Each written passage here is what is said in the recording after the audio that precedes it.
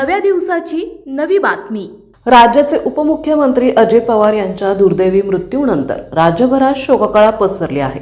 अशातच जिल्हा परिषद निवडणूक घ्यायची की नाही यावर आज राज्य निवडणूक आयोग निर्णय घेणार आहेत। राज्यात 12 जिल्हा परिषदांची निवडणूक ही पूर्वनियोजित कार्यक्रमानुसार 5 फेब्रुवारीला घोषित करण्यात आली होती। मात्र उपमुख्यमंत्री अजित पवार यांच्या अपघाती मृत्यूमुळे ती पुढे ढकलायची की नाही यावर आज निर्णय होणार आहे।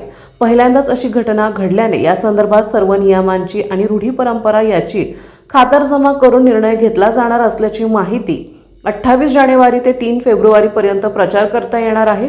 राज्यात 3 दिवसांचा दुखवटा जाहीर करण्यात आलाय।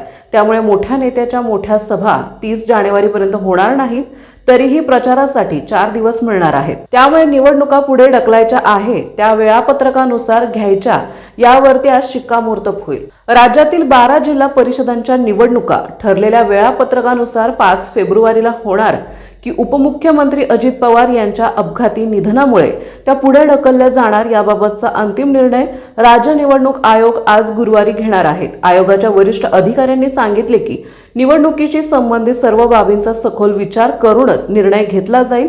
साधारणपणे जिल्हा परिषद निवडणुकांसाठी 3 ते 4 दिवसांचा प्रचार काल दिला जातो। मात्र यावेळी 28 जानेवारी ते 3 फेब्रुवारी या कालावधीत प्रचाराची मुभा देण्यात आली असून त्यामुळे उमेदवारांना तब्बल 7 दिवसांचा प्रचारासाठी वेळ मिळणार आहे। दरम्यान राज्यातील 3 दिवसाचा शासकीय दुखवटा जाहीर करण्यात आल्याने 30 जानेवारी पर्यंत मोठ्या नेत्यांच्या सभा होणार नाहीत। असे असले तरी उर्वरित काळात किमान 4 दिवसांचा प्रभावी प्रचार करण्याची संधी उमेदवारांना मिळणार आहे। त्यामुळे सध्याच्या घडीला निवडणूक कार्यक्रमात कोणताही बदल होण्याची शक्यता कमी असल्याचे संकेत मिळत आहेत। आपल्या परिसरातील महत्त्वाच्या बातम्या पाहण्यासाठी आजच नवप्रभात न्यूज चॅनलला YouTube वर सबस्क्राइब करा आणि बेल आयकॉन प्रेस करा।